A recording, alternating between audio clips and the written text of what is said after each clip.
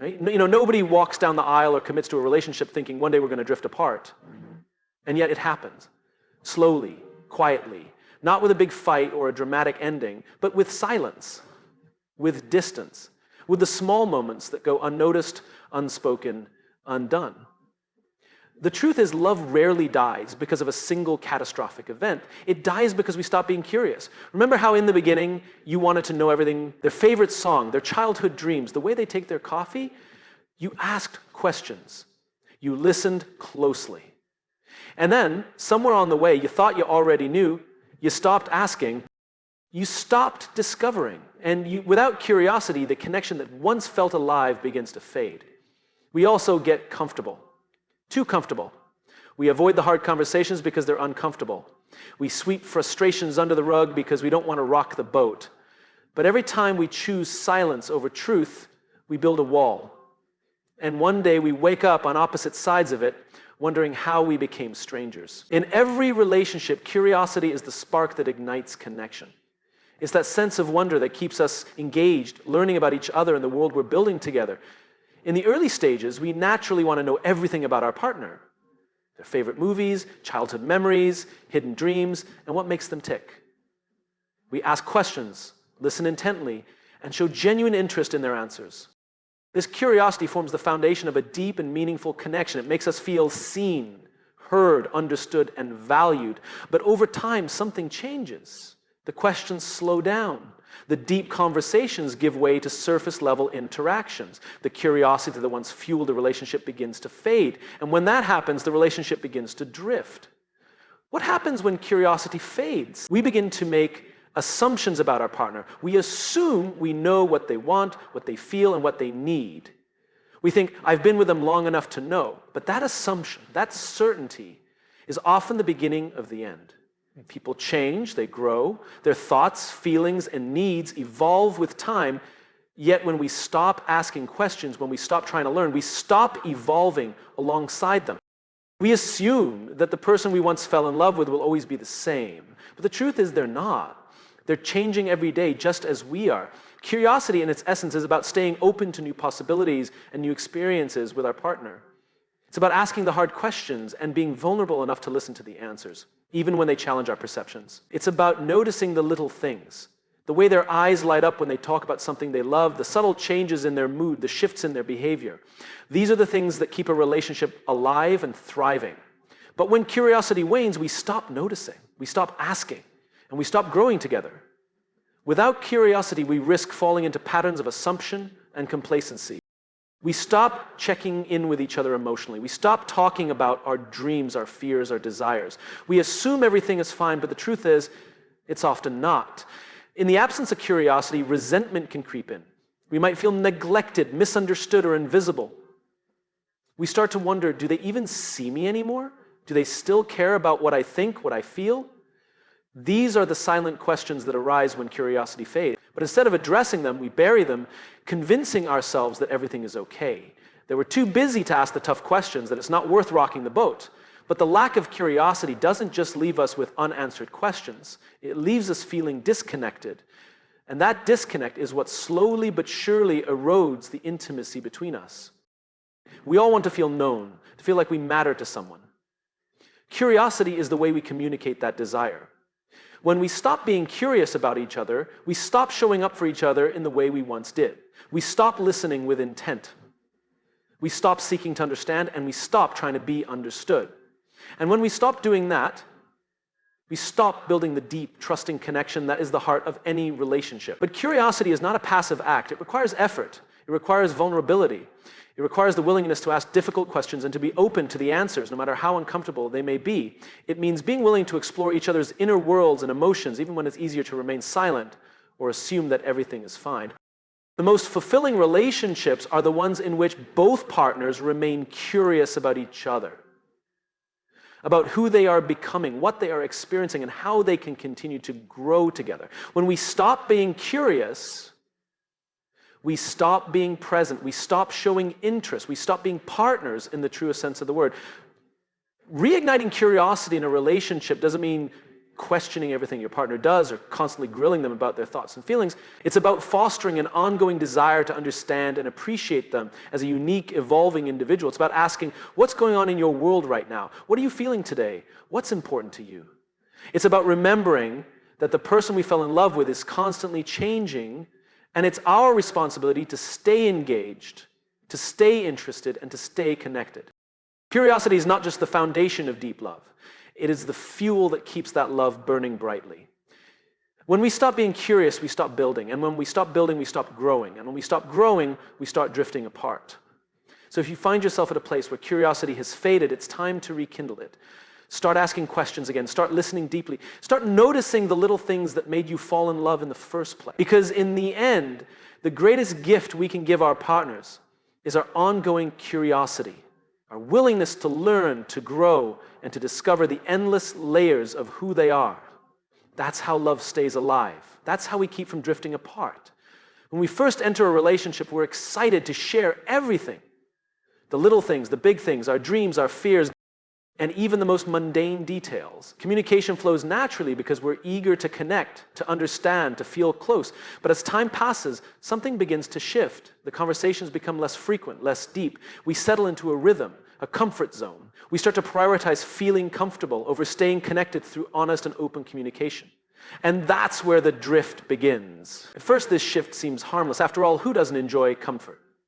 Comfort feels safe. It feels familiar. It's easier to slip into a routine where the unspoken words and unaddressed issues are brushed aside in favor of maintaining peace. When everything feels stable, there's a tendency to avoid uncomfortable topics. But comfort doesn't foster connection. It fosters complacency. And in that complacency, love begins to stagnate. The truth is, relationships thrive on communication. When we communicate openly and honestly, we nurture trust, understanding, and intimacy. But when we avoid difficult conversations or choose silence over honesty, we silently create distance. The longer we allow this to happen, the more difficult it becomes to bridge the gap that begins to form between us. It's as if we're both walking in the same direction, but no longer side by side. We may be in the same space, but we're no longer truly connecting.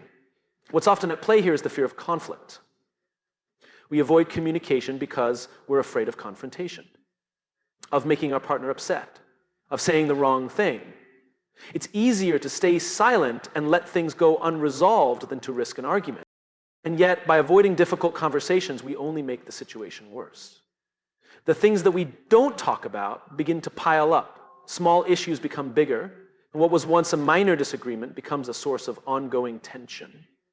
Over time, this tension can create a subtle but significant rift between two people who once shared everything. Choosing comfort over communication also means sacrificing emotional intimacy. When we choose the path of least resistance, we stop being vulnerable. We stop sharing our feelings openly and truthfully. The more we avoid communicating, the more we stop being seen and heard. And in the absence of being seen and heard, we start to feel invisible, disconnected, and alone. It's not that we don't love each other anymore, it's that we've stopped nurturing the connection through meaningful dialogue. Another layer to this dynamic is the tendency to assume that everything is fine. We tell ourselves if we're not fighting, then things must be okay. But relationships aren't about the absence of conflict. They're about how we handle conflict, how we communicate through the tough moments, and how we stay present even when things are difficult. The absence of communication doesn't mean things are fine, it means they're being ignored. And when issues go unaddressed, they can quietly erode the foundation of the relationship. Sometimes we prioritize comfort because we're not sure how to communicate our needs, we fear rejection, or that our partner might not understand where we're coming from. We might worry that our desires are too much or too little, but not communicating these needs doesn't protect the relationship, it starves it. A relationship can't thrive if both people are not being honest about what they need, what they want, and what they feel. Silence only creates a void where resentment, frustration, and misunderstandings can grow unchecked. When we choose comfort over communication, we also stop growing together. Relationships require ongoing effort, change, and adaptation. If we're unwilling to have the tough conversations about things like the future, unmet expectations, personal growth, or even everyday frustrations, we stop evolving together. We stop learning how to navigate new stages of life, how to address new challenges, and how to support each other through change. In a sense, we stop building. And when we stop building, we stop becoming stronger together. But here's the thing. Avoiding uncomfortable conversations may give us short-term relief, but it's not a sustainable solution. In the long run, comfort without communication will only lead to stagnation and distance. If we want a relationship that grows, thrives, and endures, we have to be willing to step out of our comfort zones and have the hard conversations. We have to embrace the discomfort, knowing that it's through those challenging moments that we truly understand each other, grow closer, and strengthen the bond we share. Choosing communication over comfort is a choice to stay present, to stay engaged, and to keep the connection alive. It's about fostering a relationship where both people feel safe to express themselves fully, knowing that even in discomfort, there's trust. Trust that we will listen, trust that we will care, trust that we will support each other through the tough times as much as we do through the easy ones. Because when we choose communication over comfort, we choose the deeper, more meaningful connection that makes love last. In the end, comfort is a temporary feeling, but real communication is the cornerstone of lasting love. If we want to keep that love alive, we must be willing to engage in the sometimes uncomfortable but always necessary act of honest, vulnerable communication. And in doing so, we create a relationship that is stronger, deeper, and more resilient than any comfort could ever provide. In the beginning of a relationship, every small gesture seems to matter. A thoughtful text, a surprise coffee, a hug that lingers a little longer than usual. These little acts of kindness and attention are what make us feel seen, valued, and loved. But as time goes on, something shifts. We start to take each other for granted. We stop putting in those small, everyday efforts that once made our partner feel special. We begin to assume that love is just there, and that the big moments or anniversaries, birthdays, vacations are enough to sustain it. But love, like any other meaningful relationship, needs constant care, and that care is found in the small daily investments we make in each other. When we stop investing in those small efforts, we risk falling into a routine of emotional neglect. It's easy to get caught up in the busyness of life, work, children, obligations, and to think that we don't have time to show our partner we care, but the truth is, it's those small moments that matter most. A smile when they walk in the door, a compliment on their appearance, asking about their day. These small acts are what create a sense of connection. They remind our partner that we see them, that we care about them, that they are still important to us. When we stop doing these things, we inadvertently send the message that they're no longer a priority. It's not about grand gestures, it's about consistency. Small, thoughtful acts of kindness, appreciation, and attention don't have to take much time or energy, but over time, they build a strong foundation of love and trust. When we stop making these efforts, we begin to create a distance between us. At first, it's subtle, an offhand comment, a missed date night, a forgotten thank you. But over time, these small oversights accumulate. What was once a deep connection can start to feel distant. And what was once a partnership can start to feel like two people just coexisting. Love isn't sustained by just the big milestone. If we rely on the occasional grand gesture to keep our relationship alive, we risk ignoring the foundation of everyday affection and care. The big moments are important. They celebrate the milestones and victories in our lives, but love is built on the small, quiet moments in between. When we stop investing in these daily interactions, we stop nurturing the emotional intimacy that is the heart of any relationship. We begin to lose touch with the person we once connected with so effortlessly. Moreover, when we stop making these small efforts, we stop being intentional about our relationship.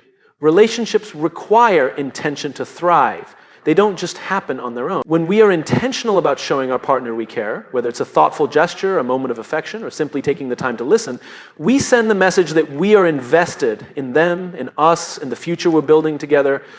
Without that intentionality, love can start to feel stagnant. Like we're both just going through the motions, waiting for something to change. But nothing will change until we decide to change it through consistent, small acts of love and care. The beauty of small efforts is that they don't have to be grand or expensive. It's the thoughtfulness behind the gesture that matters most. It could be as simple as asking your partner how their day was and truly listening to their response, making them a cup of coffee when they're stressed, or sending them a text just to say you're thinking of them. These are the moments that keep a relationship vibrant. And they remind us that we're still showing up for each other, even when life gets busy, even when things get tough. When we stop making these small investments, we allow the relationship to wither without even realizing it. Another aspect to consider is that when we stop investing in the small daily efforts, we also stop setting an example for how to nurture love. Healthy relationships require two people who are committed to each other's well-being, and this commitment is communicated through small daily actions. If one person stops showing effort, the other may feel less motivated to do so as well, and the cycle of neglect continues. When both partners stop investing in each other, the relationship begins to break down, and it's not because the love isn't there, it's because the effort is no longer there to sustain it. We must remember that love is not something that simply exists on autopilot. It requires attention, it requires care, it requires intention, and it's of small everyday efforts, the little things we do for each other, that make the biggest difference in the long run. If we want to keep our relationship strong, we need to keep showing up for each other, even in the smallest ways. It's the accumulation of these small moments that creates a lasting bond. So take the time to make those small efforts. Don't wait for the big moments to remind your partner how much they mean to you. Every little action matters, because in the end, love isn't built on grand gestures. It's built on the daily investment of our time, our care, and our attention. In the beginning of any relationship, there's a shared sense of purpose, a reason that draws two people together and propels them forward. This purpose often comes from shared dreams, common values, mutual goals, and the desire to build something together. We work as a team, aligning our visions for the future, and everything feels clear and focused.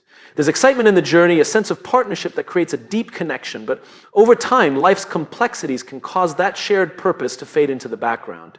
We become preoccupied with daily responsibilities, work, children, bills, personal challenges, and we lose track of the vision that once brought us together. The shared purpose that kept us connected slowly slips away, and with it, the very essence of the relationship begins to erode.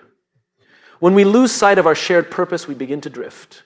We might still love each other, but we are no longer working toward a common goal. We stop growing together and start growing apart. The reason we fell in love in the first place, the dreams we shared, the future we envisioned, seems distant and unreachable.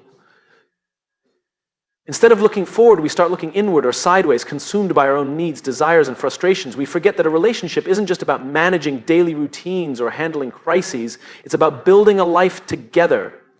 And when we lose that sense of purpose, we stop building. We're no longer co-creators of a shared future. We're just two people going through the motions, hoping things will fall back into place. The danger of losing sight of a shared purpose is that it doesn't happen overnight. It's gradual. It starts with small shifts, a lack of communication about future plans, a growing gap in priorities, or a failure to check in with each other about personal goals. At first, we might not notice, but over time, the disconnect grows. We stop discussing where we want to go in life, what we want to achieve together, or what kind of legacy we want to create. Instead, the focus shifts to surviving the day-to-day, ticking off tasks, and dealing with the immediate needs of life. But this focus on the present can easily drown out the vision of the future. We forget to make space for dreams, for aspirations, for long-term goals. And without that shared purpose, we begin to lose the sense of connection that comes from knowing we're in this together, working towards something greater than ourselves. This loss of purpose can also lead to feelings of isolation within the relationship. When we stop aligning ourselves with a shared vision, we stop feeling like partners. We start feeling like individuals, disconnected and alone in our goals. Instead of celebrating each other's victories or supporting each other through challenges, we begin to see each other as obstacles, competitors, or even strangers. The connection that once felt effortless begins to feel strained, and we may start to question whether we're on the same path at all. In the absence of a shared purpose, relationships can lose their direction. They can become stagnant, lacking in passion, and devoid of excitement about the future. Another aspect of losing sight of a shared purpose is the lack of collaboration. Relationships require teamwork. The strongest partnerships are those where both individuals are invested in the same mission and actively contribute to its fulfillment. When we stop working together toward a common goal, we begin to function more like two individuals who happen to share space rather than a united team. The beauty of a shared purpose is that it gives both partners something to strive for together. It's a reminder that you're not alone in your journey, but when that purpose is lost, it's easy to feel like you're working on your own, even when you're physically together. As we lose sight of our shared purpose, we also begin to lose the sense of excitement and passion that originally brought us together. The pursuit of a shared goal is what creates momentum in a relationship. Whether it's building a family, launching a business, traveling the world, or creating a life of purpose and meaning, that shared vision drives us forward. It keeps us engaged. It gives us something to look forward to, something to rally behind. When that purpose disappears, the relationship can feel like it's running in circles. We don't know where we're headed, and we start to wonder if we'll ever get there. Without a clear common purpose, the future can feel uncertain and uninspiring. The good news is that a shared purpose can always be rediscovered. If you find yourselves drifting, it's not too late to recalibrate. It starts with a conversation, a deep, honest discussion about what matters most to both of you. What do you want out of life, both individually and together? What goals do you want to pursue? What kind of life do you envision? Reigniting that shared purpose requires commitment from both partners to look beyond the day-to-day struggles and remember why you started this journey together in the first place. It requires vulnerability and the willingness to dream together again. Because the truth is, love is not just about the relationship you have right now. It's about the relationship you're building for the future. When you lose sight of that shared purpose, the relationship can lose its direction. But when you come together, refocus on your dreams and align your goals, you give the relationship new life. You remind each other that your partner is, in every sense of the word, building something that's bigger than both of you.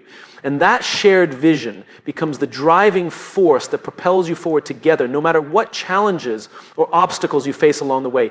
Resentment is a quiet, insidious force in relationships. It doesn't always announce itself with loud arguments or overt acts of hostility. Instead, it accumulates slowly, almost imperceptibly, until one day it becomes a wall between two people who once shared a deep connection. The problem with resentment is that it builds up over time, often unnoticed, because it's rooted in unspoken thoughts and unresolved feelings. It may begin with something small, a careless comment, a forgotten promise, or a disagreement left unresolved. At first, we might brush it off, thinking it's not a big deal. But each time we let a slight or hurt go unaddressed, it adds another layer to the pile, and before we know it, resentment has taken root in our hearts. The danger of resentment lies in its ability to fester in silence. We often think that by ignoring it or pretending it doesn't bother us, we're avoiding conflict. We might convince ourselves that it's not worth bringing up or that it's too trivial to argue over. But the truth is, these small moments of hurt, when left unchecked, build into something much larger. What seemed like a minor issue at first becomes a silent grievance that colors our perception of our partner. We begin to feel misunderstood, unappreciated, or disrespected. But instead of communicating our feelings, we quietly retreat, keeping the resentment to ourselves. As resentment builds, it changes the way we see our partner. We start to focus on their faults, on the things they've done wrong, and on the ways they've let us down. Our minds replay past offenses over and over again, fueling the bitterness inside us. This constant mental replay of negative experiences creates a distorted lens through which we view our partner. And suddenly it feels like the relationship is defined by everything they've done wrong rather than everything they've done right. What used to be minor irritations now feel like personal betrayals, and the emotional distance between us grows. One of the most dangerous aspects of resentment is that it often goes unspoken. We may not even realize how much it has accumulated until it's too late. In some cases, we may try to bury our feelings, thinking that if we don't talk about them, they'll go away. But the truth is, unspoken resentment never truly disappears. It only grows. The longer we hold onto it, the more entrenched it becomes, until it's almost impossible to address without opening old wounds. When resentment has been allowed to accumulate for too long, it can feel overwhelming to confront. The fear of reopening old hurts, of facing difficult emotions, can make us avoid having the conversation altogether. But this avoidance only exacerbates the problem. Resentment also affects how we communicate in the relationship. When we're holding on to grudges, we may withdraw emotionally or begin to engage in passive-aggressive behavior. We might stop being as affectionate or start making sharp, hurtful comments disguised as jokes. Our actions become driven by the unspoken resentment inside us, and our partner may start to feel like they're walking on eggshells, uncertain of what's wrong. This only deepens the disconnect between us, making it even harder to address the underlying issues. The more we let resentment accumulate, the more difficult it becomes to have a genuine, open conversation about what's bothering us. Another consequence of letting resentment build up is the erosion of trust. Trust is the foundation of any relationship, and when resentment takes hold, it chips away at that foundation. We stop trusting that our partner will meet our needs, that they'll respect our boundaries, or that they'll be there for us when we need them, this lack of trust creates a cycle of defensiveness, where both partners guard their emotions, fearing that expressing vulnerability will only lead to more pain. And as trust erodes, so does intimacy. We stop being open with each other, both emotionally and physically, because we're afraid of being hurt again. The longer we let resentment go unchecked, the harder it becomes to break the cycle. We become so entrenched in our negative feelings that we can't see a way out. But the key to overcoming resentment is communication. It's about breaking the silence and expressing our feelings honestly, even when it's difficult. It's about acknowledging the hurt, validating our emotions, and being vulnerable enough to address the underlying issues before they grow into something bigger. Confronting resentment doesn't mean we need to rehash every minor grievance from the past. It means being proactive about discussing our feelings as they arise rather than letting them pile up. When we communicate openly, we give ourselves the opportunity to resolve conflicts before they turn into long-term resentment. This requires a willingness to listen to each other, to understand each other's perspective, and to work together to find solutions. It's important to remember that resentment is a normal part of any relationship. No one is perfect, and conflicts will arise. What matters is how we handle those conflicts. When we choose to address our hurt and frustration, we prevent resentment from building and taking over our emotional landscape. By acknowledging the small grievances as they come up, we create a space for healing and growth. Ultimately, relationships require ongoing effort, patience, and care. When we let resentment silently accumulate, we're not giving our relationship the attention it needs to thrive. But when we choose to communicate openly, to confront our feelings, and to work through conflicts together, we create a stronger, more resilient bond. Addressing resentment isn't easy, but it's a necessary part of building a healthy, lasting relationship.